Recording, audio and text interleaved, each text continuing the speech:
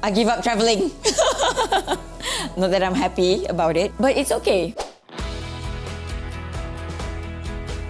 Hi, my name is Adila. I am 27 years old. My name is Vivek. I'm 28 years old. Hi, I'm Eng Hock. I'm 35. I bought my first property when I was 25. I bought my first house at the age of 26. I bought my first home early this year. Okay, so today you're gonna answer a burning question about buying a house. All right, sure.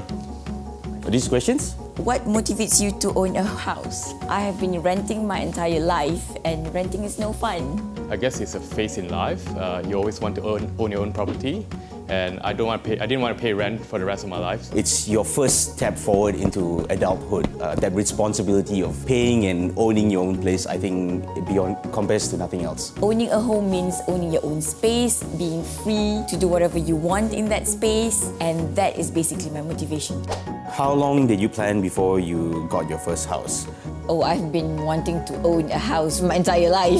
It took a few years before I can actually buy my own home. Saving up the deposit was definitely the hardest part. I'm not much of a spender. I'm much more a saver. It's just built in from when I was young. Did my parents help with my deposit? No, they didn't. How I wish. Instead, they gave me a lecture. So yeah, no. I've saved enough to put up the deposit. What they did help me was they loaned me some money so that I didn't have to borrow the full sum from the bank. The logic behind that is instead of paying interest to the bank, I would pay the interest to my parents. They told me I should take full responsibility for it, as that's how I learned to grow up and learn how to manage my money a little bit better. How much do you earn? Sorry, it is private and confidential. I don't think I can disclose that. When I bought my first place in 2007, I was probably earning around 3,000 ringgit. It's not about how much you earn. I think it's a common misconception that if you don't earn much money, you can't afford your own place. I think it's more about how do you plan out your spending that's important. What do you have to give up to own a house? I give up traveling. Not that I'm happy about it, but it's okay. I guess what I gave up was the lifestyle upgrades that my peers had. I think owning a home is a major life milestone, and I think you can put off owning those pair of NMDs a little bit longer. Waking up every day knowing that you are already one step to owning a home, that is priceless. Why is it important to own a house at a young age? It's a strategic move. In addition to making money, you're also learning about fiscal responsibility at a young age.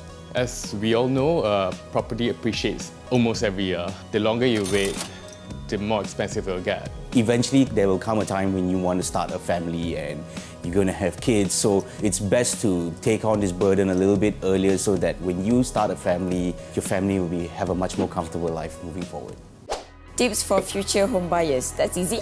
I feel like especially people in our generation, we think very short term. I think it's important to look at the bigger picture and look at more long-term goals. Be smart with the way you spend your money. Start now because prices of properties always go up. Don't think twice.